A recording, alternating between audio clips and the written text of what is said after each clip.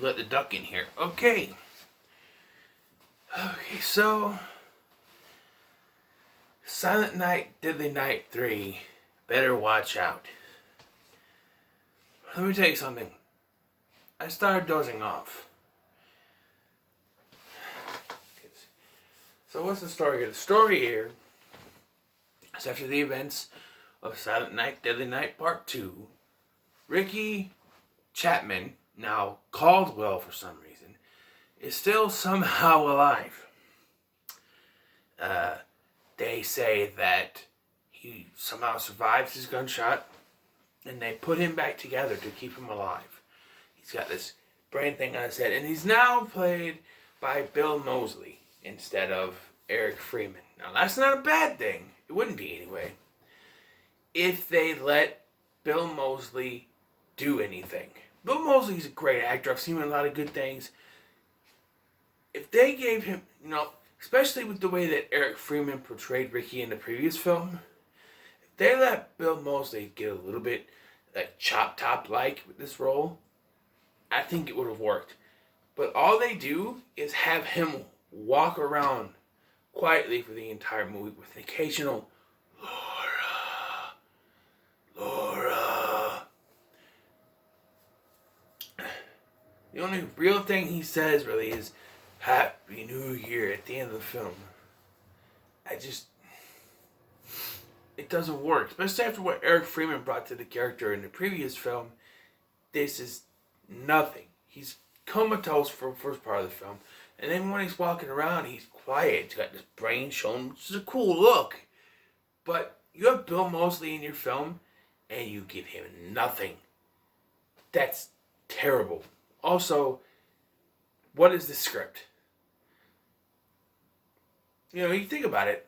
It's not a bad idea for a script on paper, but in execution, not so much. The story is that after Ricky survived, he has some kind of psychic connection with this blind woman who has these psychic powers, as does her grandma, and there's some kind of connection between them, but the connection is never explained. It's never explained why they had this connection. They just do.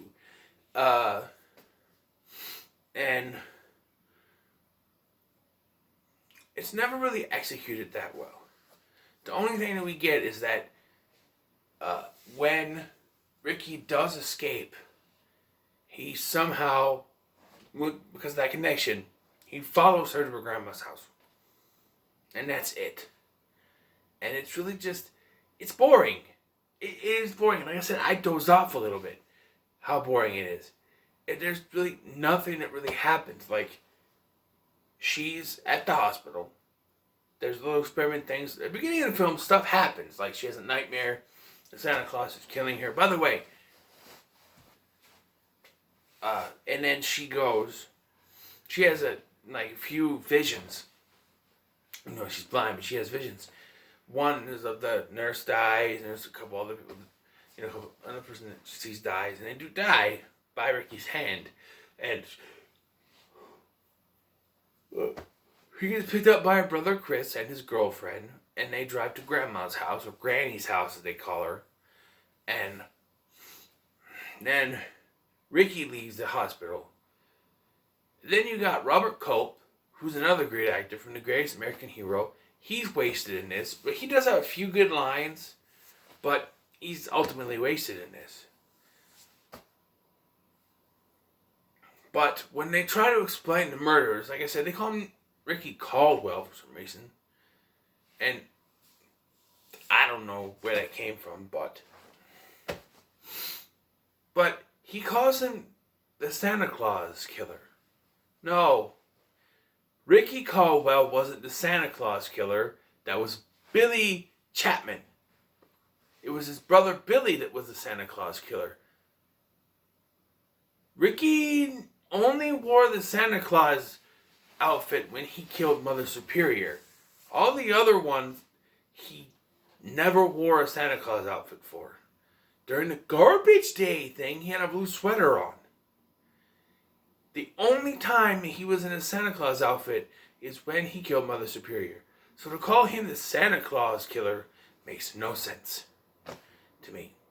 But And this is another thing that doesn't make any sense to me. Despite the fact that he left after Laura and her brother did, Ricky gets to Granny's house first.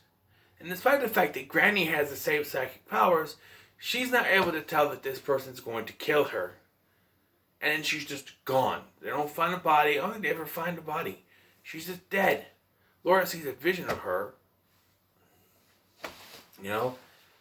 Nothing really happens in this film. They get there, and okay, Laura's brother's an idiot. Laura's going, something's not right, something's wrong, something's not right, something's wrong, and he's like, oh, no, I'm going to take a bath with my girlfriend. He even goes in the kitchen, and he turns off the stove, which is still cooking something. Even though he says, oh, maybe Granny went to the neighbors. Why would she leave the house with stuff still cooking? Lights still... You know, I understand maybe she walked over for a few minutes, but to leave the stove on like that, and why she's not back yet, doesn't make any sense to me. And, like I said, it gets boring. I fell asleep. It doesn't pick up till Ricky shows up again, and that's a little while. And he kills the girlfriend, and then supposedly kills the brother, but he shows up in the final act to fight Ricky, and then he gets killed again, maybe? Before Ricky just falls on a big shard of wood. Dead. He does kill the doctor guy that was with the cop, but Robert Culp, but yeah. And there's this body being carted out at the end.